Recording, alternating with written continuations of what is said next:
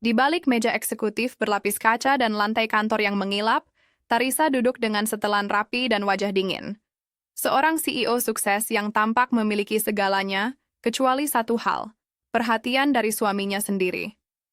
Ketika malam-malamnya mulai dihiasi sunyi, bukan pelukan, dan detak waktu di rumah hanya jadi pengingat bahwa ia sedang dilupakan, sebuah kabar menghantamnya tentang perselingkuhan Galang, suaminya, dengan wanita yang tak pernah ia curigai, seorang OB di kantornya sendiri. Tapi benarkah hanya itu pengkhianatan yang sebenarnya? Atau ada sesuatu yang lebih dalam, lebih menyakitkan, dan belum terungkap? Perselingkuhan hanya permukaan, tapi luka yang sesungguhnya belum terungkap.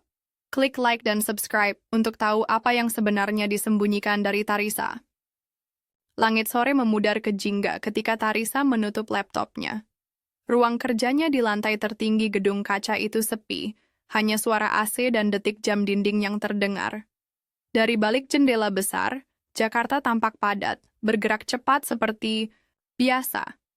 Tapi di dalam ruangannya, waktu seolah beku. Ia bersandar di kursi eksekutifnya, matanya sayu menatap horizon.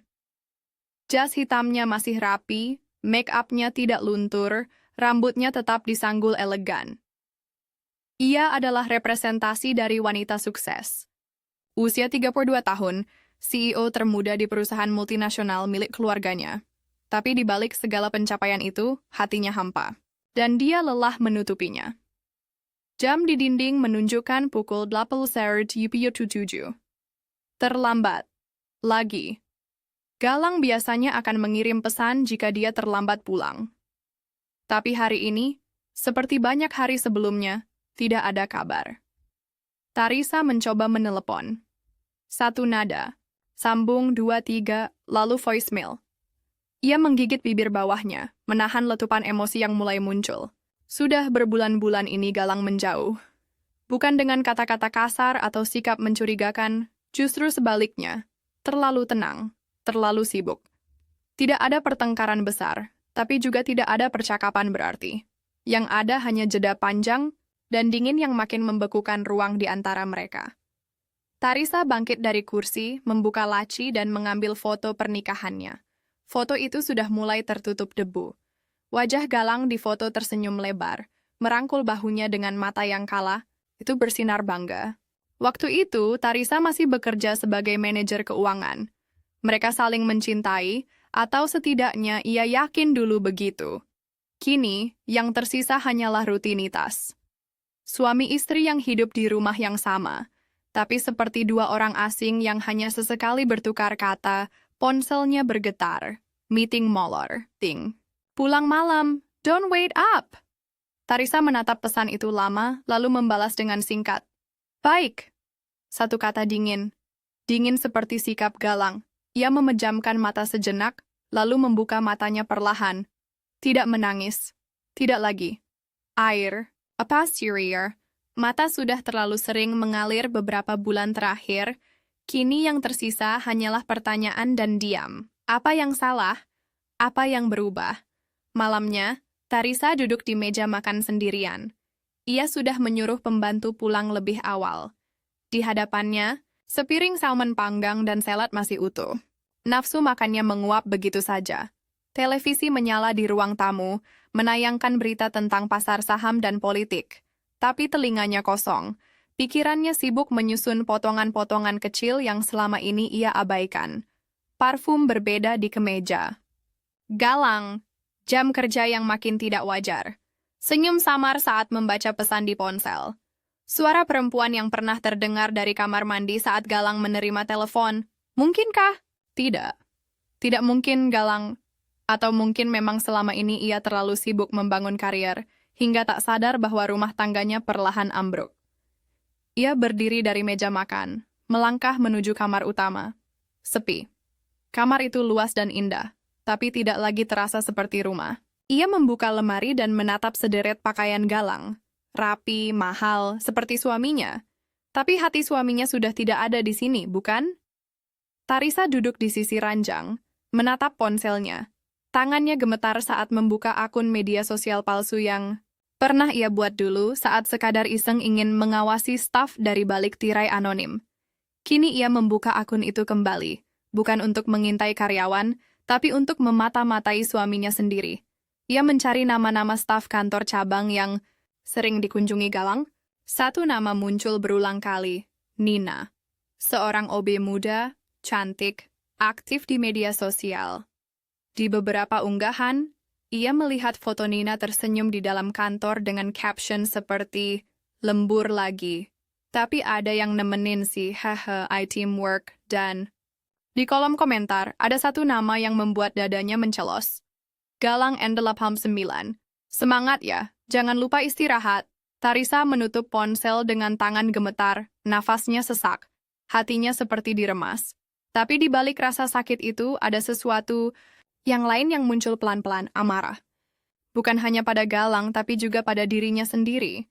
Bagaimana bisa ia membiarkan semua ini terjadi begitu lama? Malam itu, Tarisa tidak tidur. Ia membuka laptop, membuka folder dokumen perusahaan. Ia membaca daftar karyawan kantor cabang tempat Galang sering kunjungi. Membuka profil Nina. Membuka rekam jejak karyawan. Semua detail ia pelajari. Kemudian, ide itu muncul. Gila? Mungkin. Tapi Tarisa tidak peduli lagi. Jika Galang bisa memainkan peran di belakangnya, maka ia juga bisa. Ia akan masuk ke dunia suaminya, bukan sebagai istri, tapi sebagai bayangan, sebagai pengamat, sebagai OB baru. Pagi berikutnya, Tarisa berdiri di depan cermin. Ia mengenakan seragam OB yang kebesaran.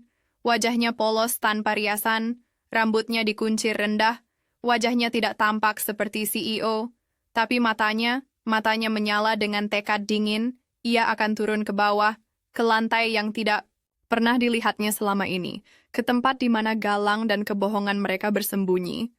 Pagi itu langit mendung, tapi yang lebih berat dari awan adalah perasaan Tarisa saat melangkahkan kaki ke kantor cabang utama, tempat Galang biasa bekerja. Bukan sebagai CEO, bukan sebagai istri pemilik perusahaan, tapi sebagai Risa OB magang dari vendor kebersihan luar. Kemeja longgar, celana gombrong, dan topi lusuh menutupi wujud aslinya. Ia mengenakan masker kain agar wajahnya tak mudah dikenali, dan kacamata bulat besar sebagai pelengkap penyamaran. "Nama kamu siapa?" tanya petugas HRD saat dia menyerahkan surat tugas palsu yang sudah disiapkan oleh orang kepercayaannya. "Risa, Bu," jawabnya pelan. Wanita HRD itu menatapnya sekilas, mencocokkan dengan data, lalu mengangguk. "Kamu bantu di lantai 3 ya? Itu divisi keuangan. Di sana kadang suka berantakan kalau habis lembur. OB sebelumnya Nina, sekarang sedang hamil, jadi kamu gantikan sementara." Tarisa menelan ludah. Nina. Nama itu membuat dadanya bergetar aneh. Ia belum siap bertemu perempuan itu. Tapi bagian dari dirinya ingin segera melihatnya dengan mata kepala sendiri. Perempuan yang telah merebut perhatian Galang. Atau mungkin yang diberikan Galang dengan sukarela. Lantai 3 lebih ramai dari yang ia bayangkan. Para karyawan lalu lalang membawa berkas. Ada yang mengetik terburu-buru. Ada yang tertawa kecil di pojok pantry. Hiruk-pikuk khas kantor yang dulu tak pernah ia alami dari dekat. Ia, sang CEO, biasanya hanya melihat hasil akhir, laporan bersih, presentasi teratur. Kini, ia ada di tengah denyut jantung perusahaan yang sesungguhnya. "Risa ya?" Suara seorang wanita dari belakang menyapanya, ia menoleh. Perempuan muda berambut cepol dengan senyum ramah berdiri di ambang pintu pantry. Perempuan itu tampak biasa saja. Tidak terlalu cantik tapi bersih. Mengenakan seragam OB dengan perut sedikit membuncit. Tarisa menahan napas. "Itu Nina." "Gua Nina. Gua biasanya yang handle lantai 3, tapi lagi banyak istirahat karena..." "Yah, gini deh," kata Nina sambil menunjuk perutnya dan tertawa kecil. "Lo bantu-bantu dulu ya. Palingan cuma nyapu, lap meja, isi galon." Tarisa hanya mengangguk. Dadanya bergemuruh. Wajah sahabat lamanya itu, yang dulu hilang tanpa kabar, sekarang ada di hadapannya, tersenyum seolah semuanya normal. Dan yang lebih membuatnya marah, wajah itu tidak menunjukkan rasa bersalah sedikit pun. Siang menjelang, Tarisa sibuk mengelap meja ruang rapat saat pintu terbuka. Langkah yang ia kenal. Galang masuk, mengenakan kemeja biru muda dan dasi abu-abu. Rapi seperti biasa. Wibawa dan karismanya masih sama. Tapi kini, Tarisa melihatnya dari tempat yang lebih rendah, secara harfiah dan emosional. Galang tidak melihatnya. Ia sibuk membuka laptop, berbicara di telepon. Lalu, tak lama kemudian, Nina masuk membawa 2 botol air mineral. "Pak, minum dulu. Jangan lupa makan siang ya," ujar Nina sambil meletakkan botol di atas meja. Galang menoleh dan tersenyum. "Kamu juga. Jangan terlalu capek." Tarisa menghentikan gerakan tangannya yang sedang mengelap. Dadanya seperti diremas, senyuman itu, nada suara itu. Itu bukan perhatian profesional. Itu kelembutan yang dulu hanya miliknya. Lalu Nina mendekat. Tangannya menyentuh lengan Galang sesaat. Tidak terlalu lama, tapi cukup untuk membuat dada Tarisa bergetar hebat. Galang tidak menghindar, bahkan sempat membalas dengan tepukan ringan di punggung tangan Nina sebelum kembali ke laptop. Tarisa buru-buru menunduk. Matanya mulai panas. Ia pura-pura mengepel lantai dengan cepat, berharap tidak ada yang melihat wajahnya. Saat Nina keluar, matanya bertemu dengan Tarisa sejenak. Tapi tidak ada pengenalan. Mungkin karena penyamaran berhasil. Mungkin karena Nina benar-benar sudah lupa padanya. Atau mungkin Nina pura-pura tidak tahu. Sepulang kerja, Tarisa duduk di mobil yang diparkir jauh dari gedung kantor. Ia membuka masker dan menatap bayangannya sendiri di kaca spion. Wajahnya merah. Bukan karena marah, tapi karena malu. Dipermalukan. Dikhianati. Ia ingat malam-malam saat Galang berkata lembur, sementara nyatanya, ia duduk bersama perempuan lain. Ia ingat saat ia merasa bersalah karena terlalu sibuk mengurus rapat direksi, saat Galang justru sibuk membangun dunia kecilnya sendiri dengan Nina. Dan lebih dari itu, ia merasa bodoh. Karena ia tidak tahu apa-apa selama ini. Tangannya meremas kemudi. Tapi bukan hanya marah yang memenuhi pikirannya sekarang. Ada pertanyaan yang lebih besar menggelayuti. Kenapa Nina? Kenapa sahabatnya sendiri? Apakah ini balas dendam? Apakah Galang tahu siapa Nina sebenarnya? Terlalu banyak misteri. Dan satu-satunya cara untuk mengetahuinya adalah tetap berada di dalam. Tarisa menyalakan mesin mobil. Topeng Risa belum. Akan ia lepaskan karena retakan sudah terbuka, dan kini ia ingin tahu apa yang sebenarnya tersembunyi di balik pecahan-pecahan itu. Hari demi hari berlalu. Bagi dunia luar, Tarisa masih sang CEO yang berwibawa. Tapi bagi dunia lantai 3 kantor cabang itu, dia hanyalah Risa si OB magang yang pendiam, rajin, dan tidak banyak bicara. Penyamarannya berjalan mulus, terlalu mulus hingga membuatnya sadar satu hal. Tak ada yang benar-benar melihat orang kecil di sekitar mereka.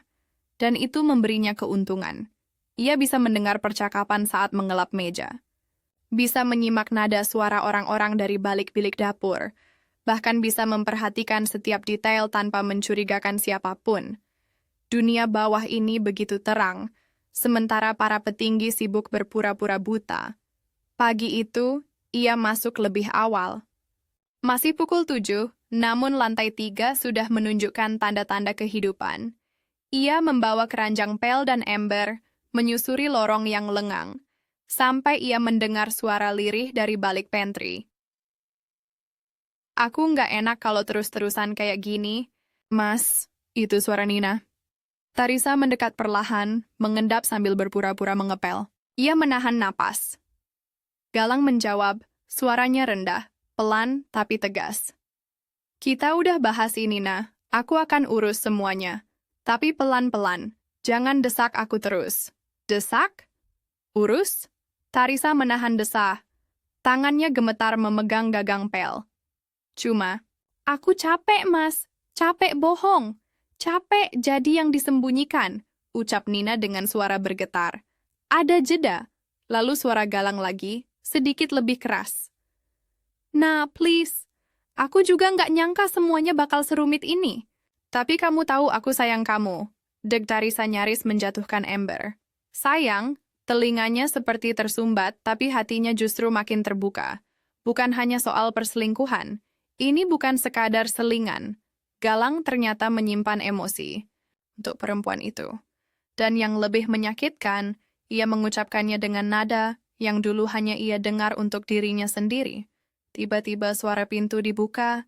Tarisa berbalik cepat, pura-pura sibuk mengepel ujung lorong. Nina keluar lebih dulu, mengusap matanya. Galang menyusul beberapa detik kemudian, langkahnya cepat. Tarisa menunduk dalam-dalam. Tapi tak urung, ia menangkap bayangan Galang melewatinya, tanpa sadar, tanpa menengok ke arah sosok perempuan yang dulu pernah ia janjikan setia. Di ruang ganti OB saat jam istirahat, Tarisa duduk sendiri. Ia membuka kotak makan kecil berisi nasi dan tumis sederhana yang ia bawa dari rumah. Ia bertekad untuk menjalani penyamaran ini sepenuhnya. Di sisi lain ruangan, Nina duduk bersandar, menatap kosong dinding, tak ada senyum, tak ada cahaya. Tarisa mencuri pandang. Sahabatnya dulu, kini seperti bayangan dirinya sendiri, tapi berbeda. Ada luka dalam yang terlihat jelas dari cara Nina menggenggam perutnya dengan tatapan kosong. "Adek, lo udah tahu belum?" tanya salah satu OB perempuan. Lain, Bu Mira, memecah keheningan. Nina menggeleng. "Belum, gue juga belum siap bilang ke siapa-siapa. Termasuk ke istri orang itu." Nina menunduk. "Jangan mulai, Bu. Gue nggak mau bahas." Tarisa meneguk ludah. Jantungnya berpacu cepat. Percakapan itu terlalu langsung. Tapi lebih dari itu, nada Nina terdengar. Rapuh, apa ini semua? Hanya permainan? Atau Nina benar-benar sedang terluka? Beberapa hari kemudian, Tarisa diminta membersihkan ruang meeting tempat Galang akan mempresentasikan rencana ekspansi proyek. Ia masuk lebih awal, memastikan kabel rapi dan papan tulis bersih. Saat menyapu sudut ruangan, ia menemukan map berisi kertas yang tampaknya tertinggal. Iseng atau mungkin terdorong oleh insting, ia membuka dan melihat dokumen itu. Di dalamnya, ada catatan keuangan, foto-foto lokasi, dan selembar kertas kecil bertuliskan tangan, kontrakan Nina dibayar 6 bulan ke depan. Jangan sampai dia stres, bahaya buat bayi. Tulisan tangan Galang Tarisa mematung. Tangannya bergetar, bukan hanya perhatian. Galang bahkan sudah membayar tempat tinggal Nina, diam-diam. Penuh, dada Tarisa sesak. Tapi kali ini bukan karena sakit, melainkan karena perasaan asing yang mulai tumbuh dari balik kemarahan. Rasa ingin tahu, kenapa Galang sampai sebegitunya, dan kenapa Nina menerima semuanya tanpa mengungkap hubungan ini ke publik. Sore harinya, Tarisa nekat mengikuti Nina pulang. Ia meminta izin lebih dulu ke OB supervisor, pura-pura alasan sakit. Lalu, dari halte seberang kantor, ia melihat Nina berjalan sendiri, membawa tas besar dan tangan yang sesekali mengelus perutnya. Tarisa mengikuti dari jauh, naik angkot yang sama, turun di gang kecil sempit di pinggiran Jakarta Selatan. Gang itu kumuh, dengan kabel menjuntai, bau got menguar, dan anak-anak kecil berlari telanjang kaki. Nina menyusuri lorong sempit menuju rumah kontrakan kecil bercat hijau pudar. Tarisa berdiri beberapa meter jauhnya. Dari balik bayang-bayang, ia melihat Nina membuka pintu, masuk, lalu muncul lagi membawa ember dan menyiram halaman kecil depan kontrakan. Tak ada mobil, tak ada tanda kemewahan, dan yang paling aneh, tak ada tanda bahwa ini rumah simpanan. Semua terlalu sederhana, terlalu biasa. Bukan seperti kehidupan perempuan simpanan seperti yang ada dalam imajinasi atau drama TV. Tarisa menggigit bibirnya. Ada yang tidak beres. Ini bukan hanya soal cinta terlarang. Bukan hanya tentang suami yang bosan dan perempuan yang menggoda. Ada luka yang lebih dalam. Dan ia bisa merasakannya. Luka itu bukan hanya ada di dirinya, tapi juga di Nina. Malamnya, Tarisa duduk di ruang kerjanya di rumah. Lampu temaram menyinari wajahnya yang penuh pertanyaan. Ia membuka album tua dari laci meja. Di dalamnya foto-foto lama tersusun rapi. Salah satunya, foto dirinya dan Nina, SMA kelas 2, tertawa di depan kelas. Di belakangnya, tangan mereka saling menggenggam erat. Tarisa and Nina. 12B. Sahabat selamanya. Tertulis dengan spidol di sudut foto. Tarisa menyentuh foto itu. Dan untuk pertama kalinya sejak penyamaran dimulai, ia tak lagi merasa sebagai korban, tapi sebagai seseorang yang sedang berjalan menuju sebuah kebenaran yang jauh lebih rumit dari sekadar perselingkuhan. Dan ia bertekad, jika Nina punya alasan, ia ingin tahu semuanya. Jika Galang berbohong, ia ingin membongkarnya habis, topengnya. Belum akan dilepas, karena semakin dalam ia menyamar, semakin dekat ia pada retakan besar yang akan menjungkir balikkan seluruh hidup mereka. Tarisa duduk di ruang kecil yang biasa dipakai untuk menyimpan alat kebersihan. Tempat itu sempit, panas, dan pengap, hanya muat satu kursi plastik dan rak peralatan. Tapi disinilah ia merasa bisa bernapas, bisa berpikir tanpa sorot mata orang, tanpa harus menahan ekspresi, tanpa harus menyembunyikan siapa dirinya. Ia memeluk lututnya. Tubuhnya terlipat seperti anak kecil yang ketakutan. Tapi ini bukan ketakutan. Ini luka. Luka yang mengendap. Hari itu, dia kembali menyaksikan sesuatu yang menusuk hatinya lebih dalam dari sekadar cemburu. Pagi menjelang siang, Tarisa sedang menyapu lorong ketika melihat Galang datang ke lantai 3, lebih pagi dari biasanya. Kali ini, bukan dengan koper atau dokumen, tapi dengan bungkusan plastik besar dari toko bayi. Dan Nina menunggunya di pojok pantry. Tanpa banyak kata, Galang menyerahkan bungkusan itu. Berisi selimut bayi, botol susu, dan pakaian mungil berwarna netral. "Gue nggak minta ini, Mas," bisik Nina, setengah tersenyum. "Gue tahu, tapi lo butuh," jawab Galang singkat, suaranya lembut. "Lo nggak sendiri, Nah." Tarisa bersembunyi di balik rak folder. Jarak mereka hanya 3 meter. Nafasnya nyaris tercekat saat Galang mengusap kepala Nina dengan sayang, lalu menarik perempuan itu ke dalam pelukan cepat, tidak vulgar, tidak bernafsu, tapi hangat. Hangatnya seperti pukulan. Galang yang ia kenal, dingin, logis, perfeksionis, kini menunjukkan kelembutan yang bahkan tak pernah ia lihat selama bertahun-tahun terakhir pernikahan. Mereka, sentuhan itu bukan sekadar pelarian. Ada kedekatan yang dalam. Ada ikatan yang tak lagi bisa disebut main belakang. Dan itulah yang paling menyakitkan bagi Tarisa. Karena di dalam dirinya muncul sebuah pengakuan yang mengerikan. Mereka terlihat cocok. Di ruang cleaning service, Tarisa mengganti seragamnya yang basah oleh keringat dan air mata yang ia tahan sedari tadi. Di luar, suara tawa Nina dan Galang masih terngiang. Mereka tertawa kecil soal nama calon bayi. "Aku pengen nama yang bisa jadi doa," kata Nina waktu itu. "Kalau cewek, Dira, dari Cahaya. Dan kalau cowok," Nina tertawa, "mungkin Rafka, artinya penjaga yang penuh kasih." Tarisa memejamkan mata. Itu bukan nama yang dipilih sambil lalu. Itu nama yang lahir dari harapan, dari rencana, dari sesuatu yang nyata. Galang bahkan tampak bahagia. Lebih bahagia dari yang pernah Tarisa lihat dalam 2 tahun terakhir. Hari-hari berikutnya, Tarisa mulai memperhatikan sesuatu yang berbeda. Dari Nina, ia bukan perempuan yang penuh gaya seperti selingkuhan dalam cerita sinetron. Ia tidak mengenakan makeup berlebihan, tidak pamer perhiasan, tidak suka menempel pada Galang seperti lintah. Justru sebaliknya, Nina selalu menjaga jarak. Ia sopan. Ia hanya menerima bantuan jika benar-benar perlu. Bahkan seringkali menolak tumpangan. Galang pulang, memilih naik angkot meski sedang hamil. Dan yang paling membingungkan Tarisa, Nina tetap bekerja keras. Ia masih menyapu, mengepel, bahkan membersihkan toilet meski perutnya membesar. Berkeringat, kelelahan, tapi tidak pernah mengeluh. Tarisa ingin membenci, tapi rasa benci itu mulai retak.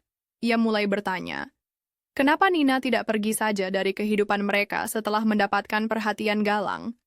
Kenapa ia tetap bertahan di tempat seperti ini, hidup seadanya, padahal bisa saja menuntut lebih? Suatu siang, Nina pingsan di toilet. Tarisa yang pertama kali menemukannya. Ia nyaris berteriak ketika melihat tubuh Nina tergeletak lemas di lantai. Wajahnya pucat, nafasnya cepat. Tanpa pikir panjang, Tarisa memanggil bantuan. Beberapa karyawan segera datang, termasuk Galang yang langsung berlari ke tempat kejadian. Galang menggendong Nina tanpa ragu, membawanya ke mobil pribadi dan melesat menuju rumah sakit. Tarisa hanya bisa berdiri di ambang pintu. Kakinya lemas. Detik itu, dia merasa seperti orang asing. Bahkan bukan lagi istri dari Galang, melainkan hanya bayangan. Seseorang yang mengintip kehidupan orang lain, tapi tak lagi punya tempat di dalamnya. Dan lebih parah, ia merasa khawatir. Bukan karena cemburu, tapi karena di balik semua pengkhianatan ini, Tarisa mulai merasakan empati pada Nina. Dan itu menyakitkan, membingungkan. Malam itu, ia memutuskan untuk menyusul ke rumah sakit. Diam-diam, tetap dalam penyamaran. Ia duduk di lorong luar ruang perawatan, mengenakan masker dan jaket lusuh. Dari balik kaca, ia melihat Nina terbaring dengan infus di tangan. Galang duduk di sampingnya, menggenggam tangan Nina seperti suami yang siaga. Wajah Galang terlihat lelah, tapi juga penuh perhatian. Ia membelai rambut Nina, membetulkan selimutnya. Beberapa saat kemudian, Nina terbangun. Mereka bicara pelan. Tarisa tak bisa mendengar, tapi bisa melihat ekspresi Nina yang penuh air mata. Lalu Galang mencium keningnya pelan, dan Tarisa tahu ini bukan hubungan sesaat, tapi sesuatu yang rumit, dalam, dan membingungkan. Dalam perjalanan pulang, Tarisa menangis. Bukan karena patah hati, ia sudah melewati tahap itu, tapi karena ia mulai sadar satu hal yang lebih menyakitkan, ia tidak hanya dikhianati oleh suaminya, tapi juga oleh seseorang yang dulu pernah ia sebut sahabat. Dan lebih dari itu, ia mulai melihat bahwa kebohongan ini menyimpan kebenaran lain yang lebih besar. Bukan hanya tentang cinta terlarang, tapi tentang masa lalu, tentang luka, tentang sesuatu yang belum terungkap. Dan Tarisa tahu, satu-satunya cara untuk menemukan jawabannya adalah tetap berada di balik topeng ini, bertahan sebagai Risa, hingga kebenaran benar-benar terkuak. Tarisa duduk sendirian di ruang cleaning service, memandangi kuku-kukunya yang mulai menghitam karena kerja kasar.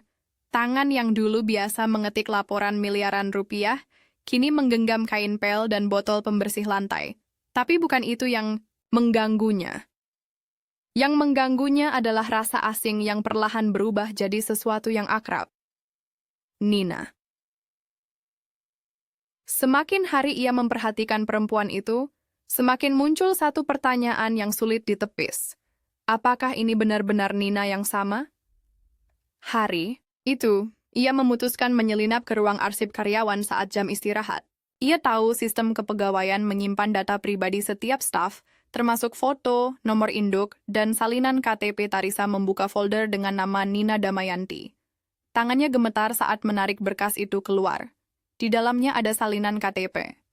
Dan saat matanya membaca nama lengkap serta tempat tanggal lahirnya, waktu seolah berhenti. Nina Damayanti. Lahir di Semarang, 6 Oktober 1962, matanya menyusuri kolom demi kolom, lalu berhenti di bagian alamat terakhir sebelum pindah ke Jakarta. Jalan Purnama Fai, Kecamatan Gajah Mungkur.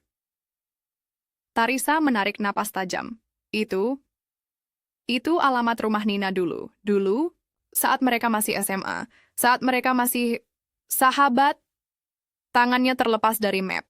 Jatuh ke lantai bersama dengan ingatannya yang pecah satu persatu. Masa SMA Nina yang sederhana tapi cerdas. Sahabat yang selalu ada setiap Tarisa jatuh.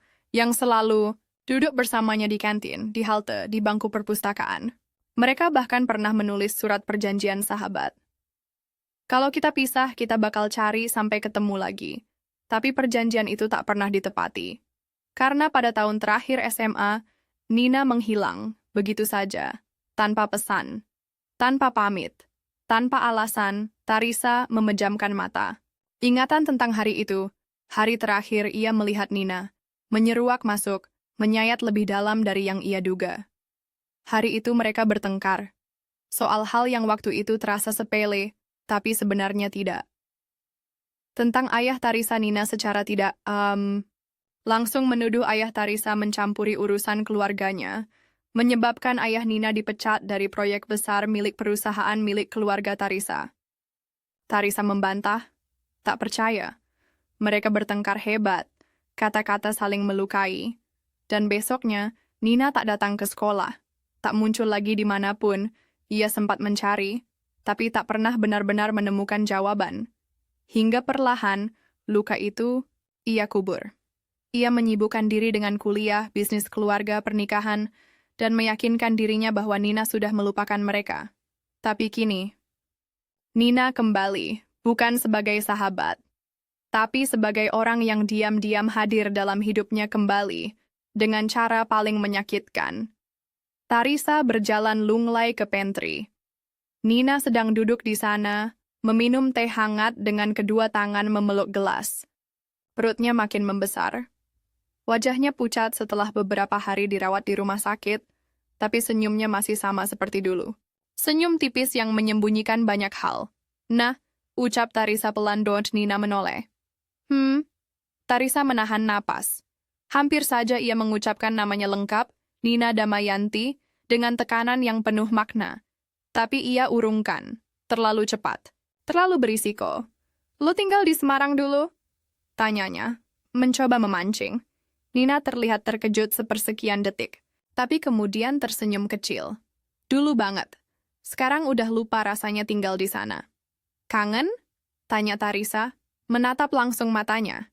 Nina terdiam. Sorot matanya berubah. Sejenak terlihat kosong. Dulu gue pikir, kalau suatu hari gue bisa balik ke masa itu, gue bakal ngelakuin semuanya beda. Tapi ternyata, orang-orang berubah. Tempat pun berubah.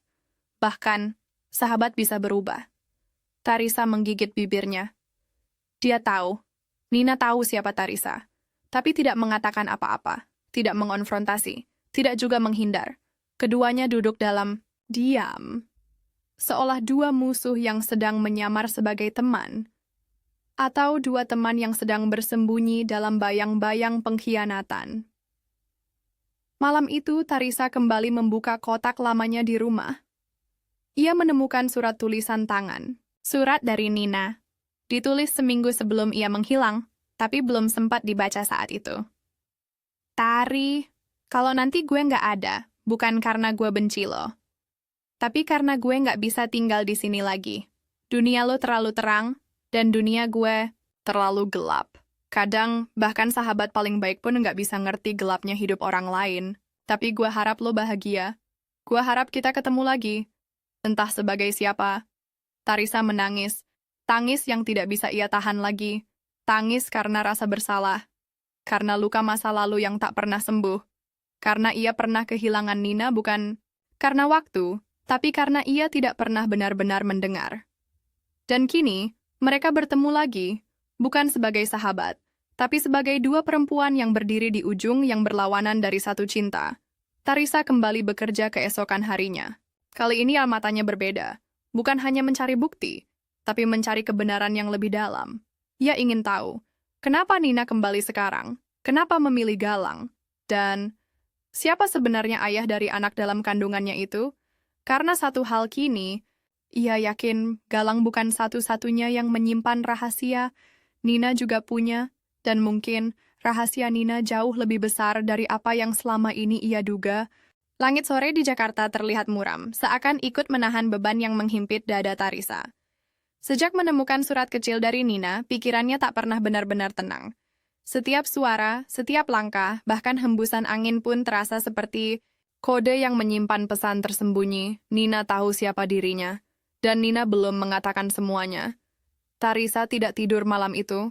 Ia hanya duduk di lantai kamar kos sederhana yang disewanya sebagai tempat tinggal penyamaran.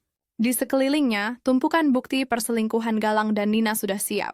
Rekaman CCTV, pesan singkat, suara lirih Nina di lorong kantor. Namun kini semua itu terasa kurang. Karena untuk pertama kalinya, Tarisa tidak lagi hanya ingin membalas. Ia ingin mengerti. Meski menyakitkan. Pagi itu ia mengikuti Nina dari kejauhan. Nina sedang mengambil cuti setengah hari untuk kontrol kehamilan. Tapi arah langkahnya tidak menuju klinik, melainkan ke sebuah rumah makan kecil di daerah Tebet, tempat yang sepi, dan jauh dari kantor. Tarisa menunggu di seberang jalan, duduk di warung kopi dengan masker kain dan hoodie untuk menyamarkan wajah. Ia memesan teh manis hangat, lalu memandangi Nina dari balik kaca.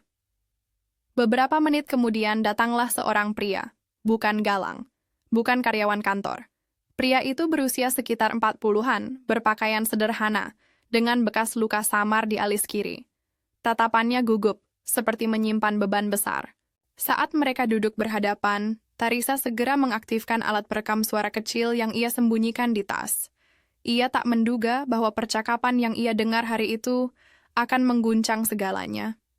Aku mimpi buruk lagi, kata Nina pelan, memainkan sendok di gelasnya. Mimpi yang sama? Tanya pria itu. Nina mengangguk. Tentang malam itu, tentang ibu, tentang lo ninggalin gue sendirian. Gue hamil, Mas, tapi bukan dari Galang, dan dia nggak tahu. Tarisa menahan napas. Matanya membelalak. Kalau gitu kenapa lo terus mainin Galang? Karena dia jembatan, jawab Nina, suaranya tajam. Gua butuh tempat aman, butuh kerjaan, perlindungan, dan lo sendiri yang ninggalin gua dulu. Gua nggak punya pilihan. Pria itu tertunduk. Gua takut, Nak. Gua waktu itu belum siap ngakuin. Sekarang pun lo belum siap, potong Nina, senyumnya pahit. Anak ini akan lahir dan dia nggak akan tahu siapa bapaknya. Gue nggak butuh lo lagi. Tapi setidaknya jangan ganggu gua nyelesain ini. Tarisa tidak bisa percaya dengan apa yang ia dengar. Anak itu bukan anak Galang. Dan pria ini, si pemilik, rahasia, pernah jadi bagian hidup Nina, lalu meninggalkannya. Tarisa menatap Nina yang kini terlihat lebih rapuh dari sebelumnya. Perempuan yang dulu pernah menjadi sahabatnya, kini sedang berdiri di tengah pusaran konflik yang ia ciptakan. Tapi bukan tanpa sebab. Setelah pria itu pergi, Nina masih duduk beberapa saat. Ia memandangi gelas kosongnya lama sekali, lalu menangis. Bukan tangis pecah yang dramatis, tapi tangis dalam diam, yang hanya bisa dilihat dari gemetar bahu dan butiran air mata di pipinya. Tarisa tidak bisa bergerak. Untuk pertama kalinya sejak penyamaran ini dimulai, hatinya terasa hampa, kosong. Hancur bukan karena dikhianati Galang, tapi karena menyadari bahwa luka Nina lebih dalam dari apapun yang pernah ia duga. Malam harinya, Tarisa memutar ulang rekaman itu. Berkali-kali, ia mencatat setiap kata, menelusuri setiap jejak masa lalu yang mungkin mengaitkan pria itu dengan kehidupan Nina sebelumnya. Dan sebuah nama muncul dalam ingatannya. Damar-Damar pernah menjadi ketua organisasi pemuda di kelurahan mereka waktu SMA. Dekat dengan keluarga Nina. Tapi saat ayah Nina dipecat dari proyek milik ayah Tarisa, Damar menghilang entah kemana. Kini usianya sesuai. Bekas luka di alis kiri. Semua cocok. Apakah Damar ayah dari anak Nina? Dan apakah ini semua berkaitan dengan masa lalu Nina? Yang dulu lenyap begitu saja. Tarisa memandang pantulan wajahnya di jendela. Ia sudah mendapatkan banyak bukti. Sudah cukup untuk menyeret Galang ke pengadilan. Tapi entah kenapa hatinya berkata, belum saatnya. Karena kini semua ini bukan hanya soal pengkhianatan, tapi juga soal dua perempuan yang pernah bersahabat, lalu sama-sama terluka, dan bertemu, lagi dalam bentuk yang sangat berbeda. Sebelum tidur, Tarisa mengirimkan pesan anonim ke Nina lewat akun media sosial palsu. Aku tahu anak itu bukan anak Galang. Tapi aku ingin tahu, kenapa kamu memilih jalur ini? Kalau kamu masih ingat aku, ingat kita, jawablah. Karena aku siap mendengar, bukan untuk menyerang, tapi untuk mengerti. Ia menekan tombol kirim, lalu memejamkan mata. Dan untuk pertama kalinya sejak semua ini dimulai, Tarisa tidak lagi merasa hanya sebagai korban. Ia merasa sebagai seseorang yang berdiri di tengah, antara luka, kebenaran, dan pilihan. Suasana kantor terasa lebih dingin dari biasanya. Bukan karena hujan yang turun sejak pagi, tapi karena hati Tarisa telah menetapkan satu hal. Hari ini, ia akan menanggalkan topengnya. Sudah cukup bersembunyi di balik seragam biru OB dan identitas palsu yang menyiksanya. Sudah cukup melihat dari kejauhan, menebak-nebak kebenaran lewat rekaman, bisikan, dan catatan. Kini saatnya bicara. Tatap muka. Tanpa pelindung. Karena hanya itu satu-satunya cara untuk benar-benar tahu siapa Nina sekarang dan siapa dirinya sendiri dalam kisah ini.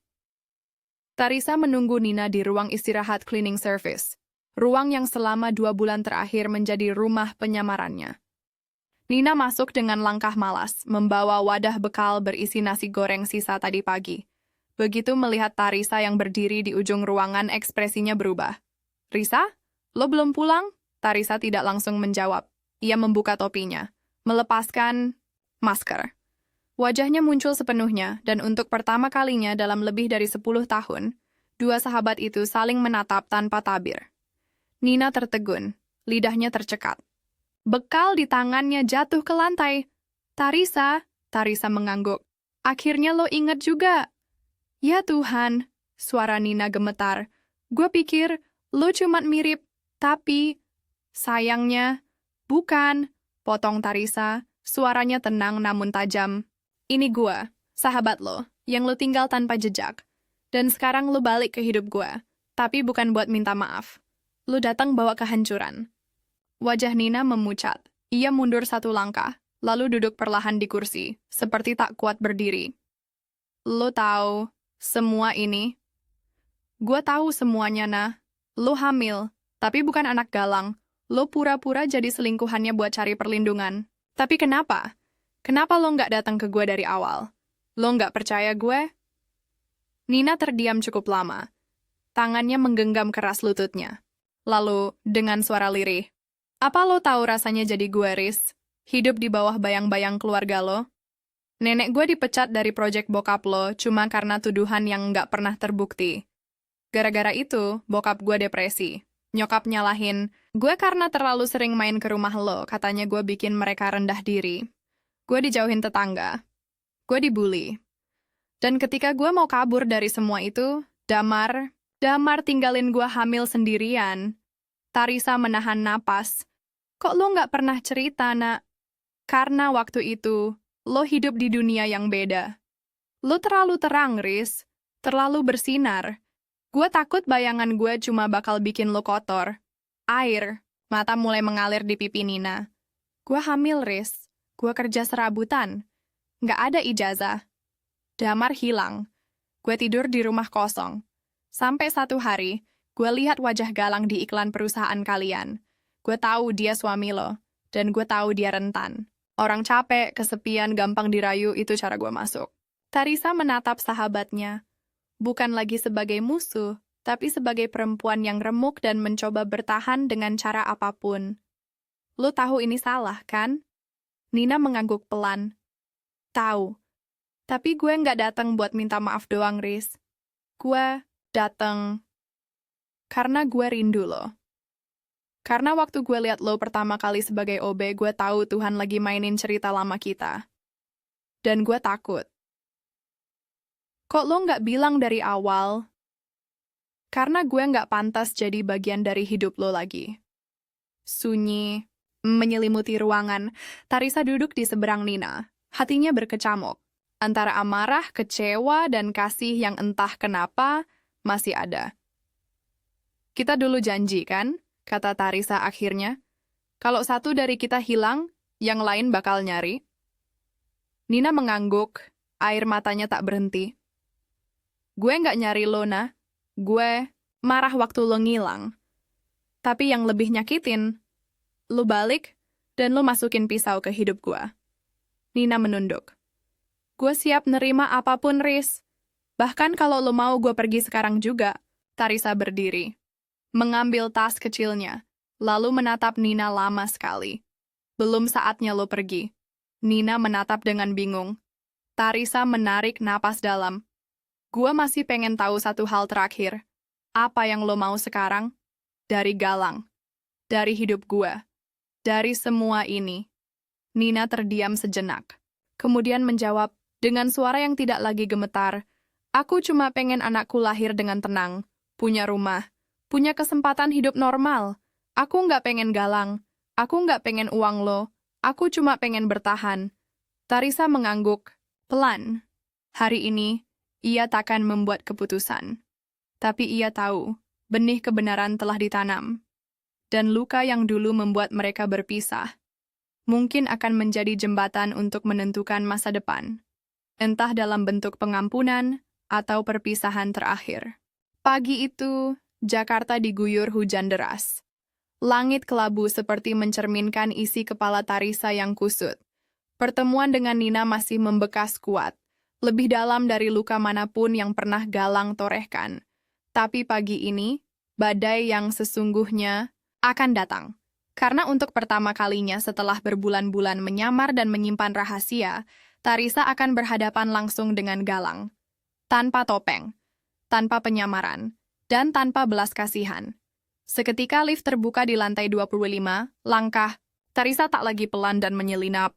Ia mengenakan blazer hitam dan celana panjang putih gading, penampilan khasnya sebagai CEO, bukan sebagai OB yang selama ini jadi bayangan di lorong-lorong kantor. Seluruh kantor terdiam. Beberapa staf bahkan tak sempat menunduk sopan. Mereka terlalu kaget melihat Tarisa berdiri kembali di jantung perusahaan. Wajahnya datar, tapi matanya menyala dingin. Tanpa sepatah kata, ia berjalan langsung ke ruang kerja Galang. Melewati Nina yang berdiri terpaku di area admin tak mampu bersuara. Tatapan mereka bertemu sebentar. Tarisa tak berhenti. Cukup sudah diam. Hari ini semua akan runtuh. Galang mengangkat wajahnya dari tumpukan laporan saat pintu dibuka tanpa ketukan. Wajahnya langsung berubah pucat. Tarisa? Ia berdiri refleks. Apa yang kamu... Duduk. Suaranya tenang, tapi tak menyisakan ruang untuk debat. Galang menelan ludah, lalu duduk kembali. Tangannya gemetar kecil. Entah karena takut, bersalah, atau keduanya. Tarisa menaruh amplop tebal di atas meja. Isinya cetakan chat, foto, rekaman suara, dan salinan CCTV. Semua kebusukan kamu selama ini ada di situ. Bukti kamu selingkuh, menyalahgunakan jabatan, dan menghancurkan kepercayaan istri kamu sendiri. Tapi itu bukan alasan aku ke sini. Galang membuka amplop perlahan. Wajahnya memucat semakin dalam. Tarisa melanjutkan, aku ke sini karena aku ingin tanya satu hal. Kenapa? Galang menggertakkan giginya. Aku salah. Aku ngaku. Tapi kamu juga selalu sibuk. Kamu selalu lebih mencintai perusahaan ini dari aku. Aku kesepian. Jangan bawa-bawa kesepian. Kalau kamu merasa sendiri, kamu bisa bicara. Tapi kamu enggak. Kamu pilih berselingkuh. Dengan orang yang bahkan aku kenal. Galang menegang. Kamu tahu siapa Nina sebenarnya?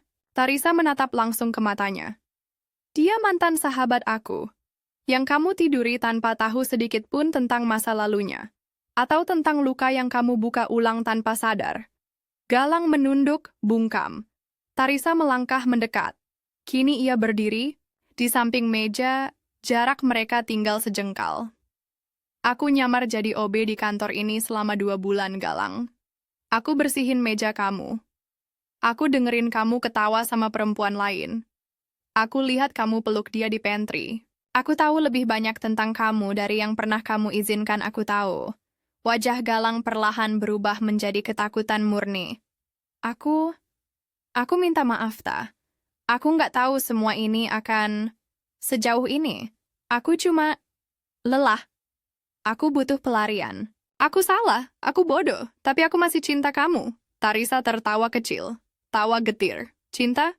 Cinta kamu nggak pernah cukup kuat untuk menghentikan kamu dari menyakiti aku.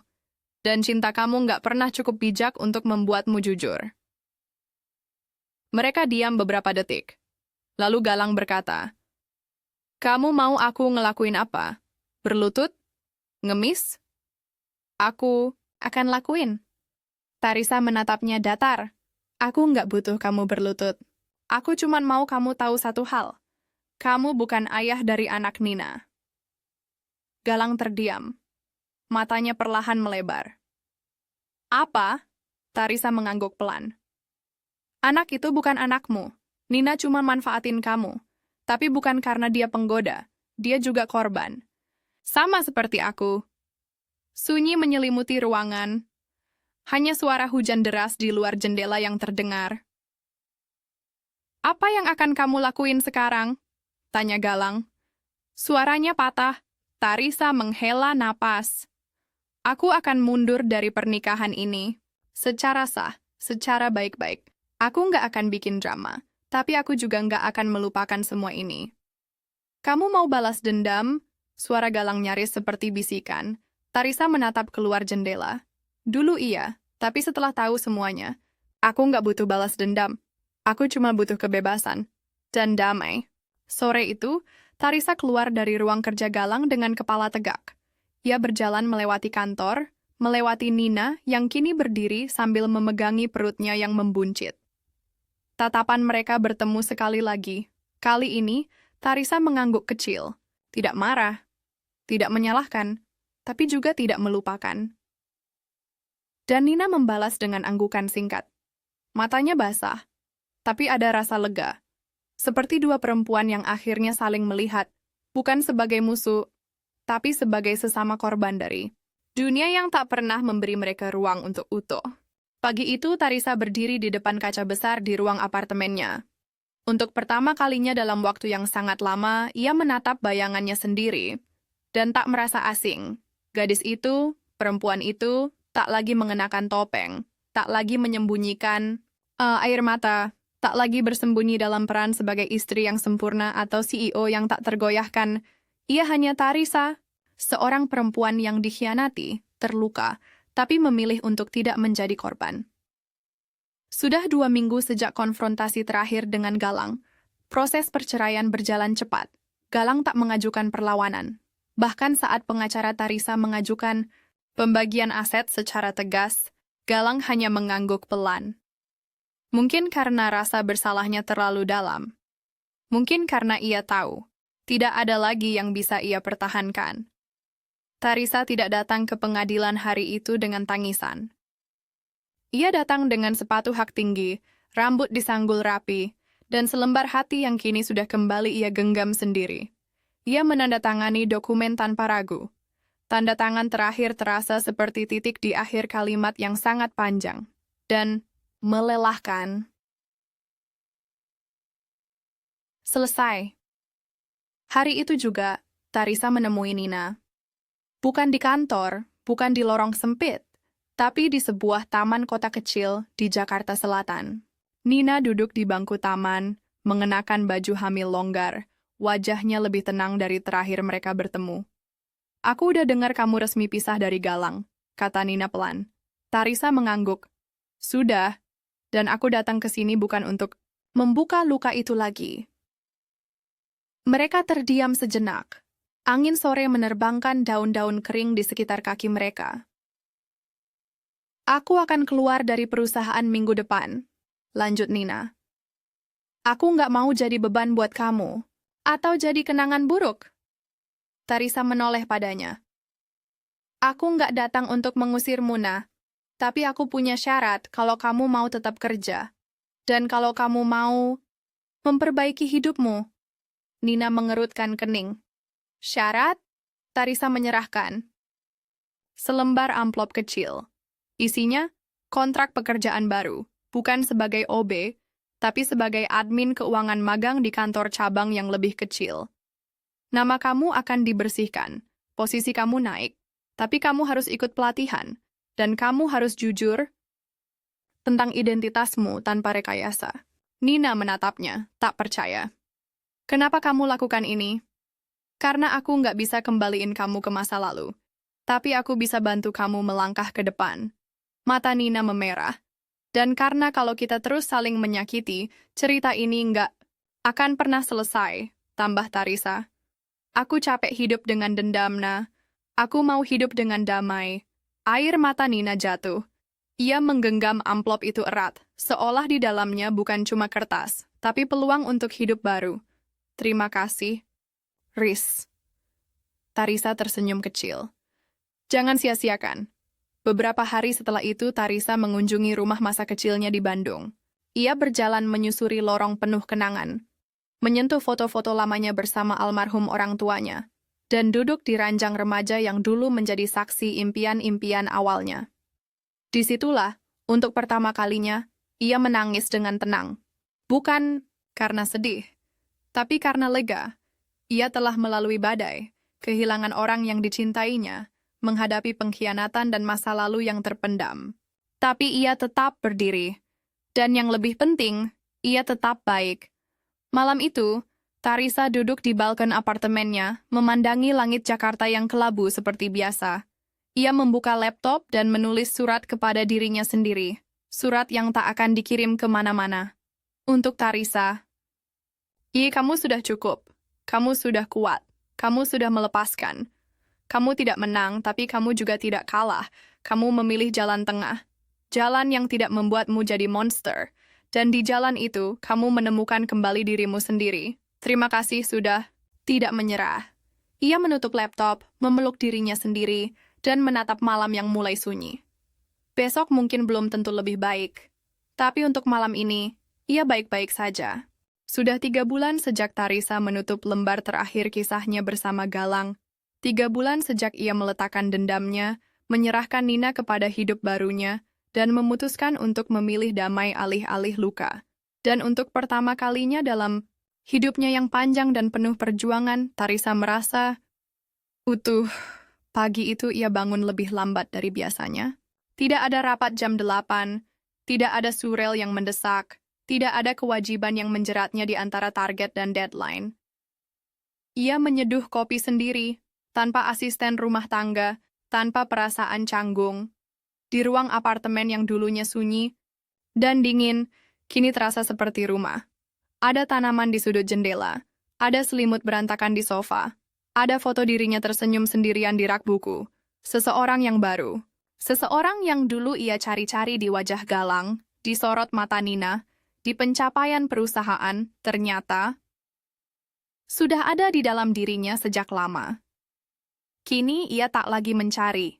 Ia hanya menemukan.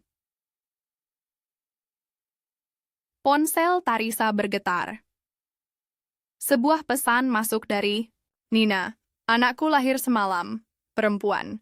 Aku beri nama Kirana. Terima kasih karena telah membuatku cukup kuat untuk menyambutnya. Tarisa menatap layar ponsel beberapa detik. Hatinya menghangat, ia membalas pelan. Selamat datang ke dunia, Kirana. Semoga kamu tumbuh dengan cahaya yang lembut, tidak seperti luka-luka ibumu. Dunia mungkin keras, tapi kamulah harapan baru untuk menjadikannya lebih lembut. Lalu ia meletakkan ponsel dan tersenyum. Hari itu, Tarisa datang ke kantor cabang barunya. Ia memang belum benar-benar kembali sebagai CEO utama, tapi ia menerima tawaran dari investor untuk membangun unit bisnis sosial, divisi baru yang fokus pada pemberdayaan perempuan di dunia kerja. Ia duduk di ruang kecil tanpa marmer mahal, tanpa ruang rapat mewah, tapi dikelilingi oleh orang-orang yang bekerja dengan hati, bukan sekadar ambisi. Dan di sanalah ia bertemu seseorang yang tak ia sangka, Arga, konsultan hukum yang dulu menangani perceraiannya. Pria itu tinggi, tenang, dan sederhana. Mereka tak pernah bicara terlalu banyak, tapi setiap obrolan dengannya selalu membuat Tarisa merasa dimengerti. Hari itu, Arga datang mengantarkan berkas kerjasama. Mereka duduk berhadapan di meja sederhana, minum kopi sachet yang sama-sama pahit, tapi menghangatkan. Aku lihat kamu lebih bersinar sekarang, kata Arga sambil tersenyum. Tarisa tertawa pelan. Atau mungkin aku baru belajar menyinari diriku. Sendiri. Mereka saling diam, tapi keheningan itu tidak canggung. Justru nyaman. Ada sesuatu yang tumbuh. Belum tentu cinta, tapi jelas bukan kehampaan. Malamnya, Tarisa menulis di jurnalnya, kebiasaan baru yang ia pelajari selama masa-masa gelap dulu. Kali ini, bukan tentang amarah, bukan tentang luka, tapi tentang permulaan. Aku tidak terlahir kembali sebagai orang yang sempurna. Aku masih belajar mencintai, masih belajar memaafkan. Tapi aku tahu satu hal. Aku tidak lagi takut sendirian, karena aku kini tahu, aku bisa menjadi rumah bagi diriku sendiri. Ia menutup jurnal, meniup lilin aromaterapi di sisi tempat tidur, dan memejamkan mata. Tak ada air mata. Tak ada penyesalan, hanya malam yang damai, dan perempuan yang akhirnya bebas.